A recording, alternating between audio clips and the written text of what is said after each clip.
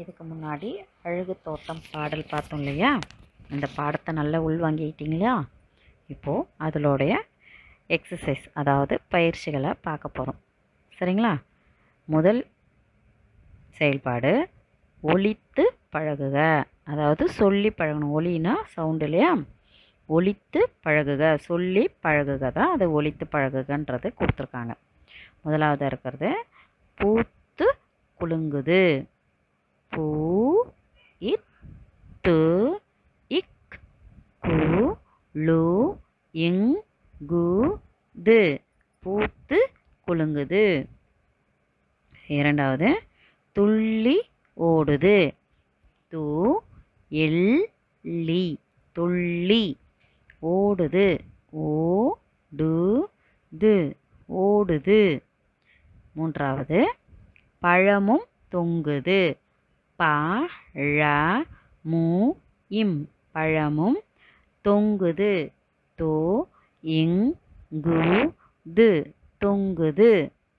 நான்காவது நம்மை இழுக்குது. ந இம் மை, நம்மை இழுக்குது. இ ழு இக் கு து, இழுக்குது. அடுத்தது ஐந்தாவது பாட்டு பாடுது. பா இட்டு இப், பாட்டு பாடுது. பா டு து, பாடுது. அடுத்தது ஆறாவதாக மாடும் மேயுது. மா டு இம், மாடும் மேயுது. மே யு து, மேயுது. ஏழாவது கொத்த பார்க்குது. கோ இத் த இப் பா எர் இக் கு து, கொத்த பார்க்குது. எட்டாவதாக ஆசை பொங்குது. ஆ சை, ஆசை பொங்குது.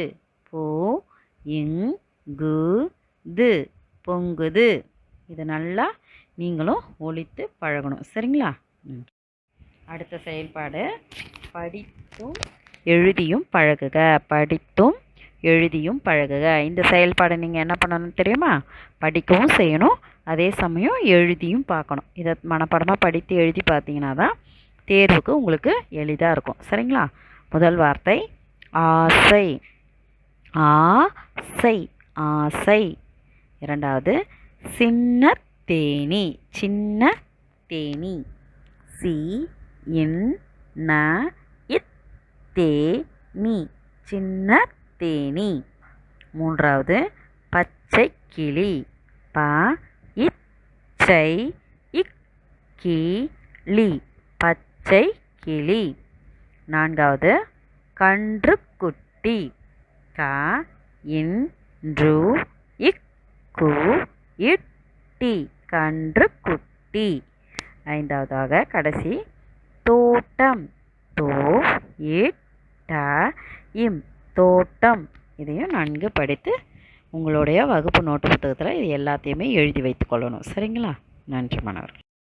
அடுத்த செயல்பாடு கொடுக்கப்பட்டுள்ள வார்த்தைகளை கொண்டு சரியான சொல்லை பொருத்துக. அதாவது சில வார்த்தைகள் இங்கே கொடுக்கப்பட்டிருக்கும், அதற்கு இணையான பொருத்தமான வார்த்தைகள் இந்த பக்கத்தில் கொடுக்கப்பட்டிருக்கும். சரிங்களா? அதற்கான சரியான சொல்லை நீங்கள் பொருத்தணும். முதலாவது இருக்கிறத நான் எல்லாத்தையும் படித்து காண்பிக்கிறேன் பாருங்கள். பச்சை, வண்ண, சின்ன, பசும், உயரமான. இதுக்கு சரியான, அதுக்கு இணையான வார்த்தை எதுன்னு இப்போ பார்க்கலாம். பூ, கிளி, புல், மரம், தேனி. இதெல்லாம் இந்த வலது பக்கத்தில் இருக்குது. இப்போ இடது பக்கத்தில் இருக்க வார்த்தைக்கு சரியான வார்த்தை எதுன்னு கண்டுபிடிப்போம். வரீங்களா? வாங்க. பச்சை கிளி. நன்று. இரண்டாவதாக இருக்கிறது தான் விடை. பச்சை கிளி. அங்கே ஒன்றுன்னு போட்டிருப்பேன் நான், அதை நீங்கள் பொருத்தம் செய்யணும். சரிங்களா? அடுத்தது வண்ண பூ. முதலாவதாக இருக்கிறது தான் இதற்கான சரியான விடை. வண்ண பூ. சின்ன தேனி. கடைசியாக இருக்குது பார்த்தீங்களா தேனின்னு, அதுதான் இதற்கான சரியான விடை. அடுத்தது பசும் புல். மூன்றாவதாக இருக்கிறது தான் இதற்கு சரியான விடை. உயரமான மரம். நன்று. இந்த 4வதாக இருக்கிறது தான் இதற்கான சரியான விடை. இதை சரியாக நீங்கள் வகுப்பு நோட்டு புத்தகத்தில் எழுதி இதே மாதிரி எண்களும் போட்டு வைத்துக்கொள்ளலாம், இல்லை நீங்கள் கோடிட்டும் காட்டலாம். இதை நன்கு படித்து வைத்துக்கொள்ளணும். சரியா? இந்த செயல்பாடு உரிய எழுத்தை எழுதி நிரப்புக. ஒரே ஒரு வார்த்தையோ இல்லை ஒரு எழுத்தோ விடுபட்டிருக்கும், அந்த வார்த்தையை எழுதி நீங்கள் இதை நிரப்புதல் செய்யணும். சரிங்களா? முதலாக இருக்கிற படத்தை பாருங்கள். அது என்ன படம்? நன்று. ஆமை. அது முழுமையாக எழுதப்பட்டு இருக்கு உங்களுக்காக. அடுத்தது 2வதாக இருக்கிறதும் மைனா. அதுவும் முழுமையாக எழுதப்பட்டு இருக்கு. அடுத்த 3வதாக பாருங்கள். ஏ ரு இம். எறும் வரைக்கும் ரு இம் வரைக்கும் கொடுத்துருப்பாங்க. அடுத்த எழுத்து அங்கே கொடுத்துருக்க மாட்டாங்க, அதை கூடிட்டு காமிச்சிருப்பாங்க. அங்கே நீங்கள் எதை எழுதி நிரப்பணும்? நன்று. பூ. எறும்பு. பூ மட்டும் நீங்கள் எழுதணும். சரிங்களா? எறும்பு. அடுத்தது ரா. அந்த எழுத்து மட்டும்தான் அங்கே கொடுக்கப்பட்டிருக்கும், இந்த முன்னாடி இருக்கிற எழுத்து இருக்காது. நீங்கள் படத்தை பார்த்து அதை நிரப்பணும். அங்கே என்ன எழுத்து வரும்? அப்போ பூ. புறா. அடுத்தது இக் டேஷ் இக் கு இட்டை அப்படின்னு இருக்கும். நீங்கள் அதில் என்ன எழுத்து எழுதி நிரப்பணும்? கை அப்படின்ற எழுத்து மட்டும் எழுதி நிரப்புதல் செய்யணும். கைக்குட்டை அப்படின்றத எழுதி நிரப்புதல் செய்யணும். சரிங்களா? இந்த செயல்பாடு ஒரு ஆர்வமான செயல்பாடு. முடியும் எழுத்தில் தொடங்கும் சொல்லை எழுதுக. அதாவது ஒரு வார்த்தை கொடுத்துருப்பாங்க, அந்த வார்த்தையில் எந்த எழுத்தில் முடியுதோ அந்த எழுத்தில் அடுத்த வார்த்தை தொடங்கணும். நம்ம அந்த அக்ஷரி விளையாடுவோம் இல்லையா, பாட்டு போட்டி, அந்த மாதிரி தான் இது. சரிங்களா? இது பாருங்கள். சிறகு.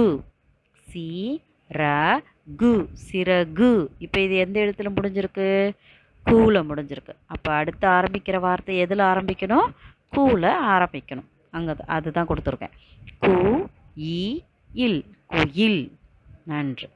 2வது சி ரி இப்பு. சிரிப்பு. இது பூவில் ஆரம்பிக்கணும். புத்தாடை. பு இத்தாடை. புத்தாடை. 3வது அடுப்பு. ஆ டு இப்பு. அடுப்பு. இப்போ பூவில் முடிஞ்சிருக்கு. இப்போ இது ஆரம்பிக்கிறதும் பூவில் ஆரம்பிக்கணும். புகை. புகை. புகை. 4வது அம்மி. ஆ இம் மீ. அம்மி. மீல முடிஞ்சிருக்கு. அப்போ ஆரம்பிக்கிற வார்த்தையும் மீல ஆரம்பிக்கணும். மிளகு. மிளகு. இது மாதிரி நீங்களும் எழுதணும். இன்னும் நிறைய வார்த்தைகளை நீங்கள் கண்டுபிடிக்கலாம் இதிலேருந்து. இந்த வார்த்தைகள் தான் நீங்கள் எழுதணுன்ற அவசியம் இல்லை. உங்களுக்கு என்னென்ன வார்த்தைகள்லாம் இந்த எழுத்துக்கள்லேருந்து தெரியுமோ அதை கூட நீங்கள் உங்கள் வகுப்பு நோட்டு புத்தகத்துலேயோ தேர்வுலையோ எழுதலாம். சரிங்களா? நன்றி. கடைசி செயல்பாடு வினாக்களுக்கு விடையளிக்க. வினாக்களுக்கு விடையளிக்க. முதலாவதான கேள்வி, தோட்டத்திலே வண்ணப்பூக்கள் எப்படி இருக்கின்றன? தோட்டம் பார்த்தோம் இல்லையா, தோட்டத்தோட பாடம் தானே இது. தோட்டத்திலே வண்ணப்பூக்கள் எப்படி இருக்கின்றன? தோட்டத்தில் வண்ணப்பூக்கள் எப்படி இருக்கும்? விடை, தோட்டத்திலே வண்ணப்பூக்கள் பூத்து குலுங்குகின்றன. வண்ணப்பூக்கள் எப்படி இருந்துச்சாங்க? பூத்து குலுங்குச்சு இல்லையா, அதுதான் விடை. தோட்டத்திலே வண்ணப்பூக்கள் பூத்து குலுங்குகின்றன. 2வது கேள்வி, அழகு தோட்டம் எப்படி இருக்கிறது? அழகு தோட்டம் எப்படி இருக்கிறது? அழகு தோட்டம் பார்க்கும்போதே நம்மை இழுக்கிறது. அழகு தோட்டம் பார்ப்பதற்கு எப்படி இருந்துச்சு? நம்ம இழுப்பது போல் இருந்துச்சு இல்லையா, அங்கே போய் உள்ளே போய் பார்க்கணும் அப்படின்ற மாதிரி இருந்துச்சு இல்லையா, அதுதான் விடையாக நீங்கள் எழுதணும். அழகு தோட்டம் பார்க்கும்போதே நம்மை இழுக்கிறது அப்படின்றது தான் விடை. இழுக்குது அப்படின்றது தான் விடை. சரியா? இது எல்லாமே நீங்கள் உங்களுடைய வகுப்பு நோட்டு புத்தகத்தில் எழுதி நன்கு மனப்பாடம் செய்து தேர்வு எழுதணும். சரிங்களா?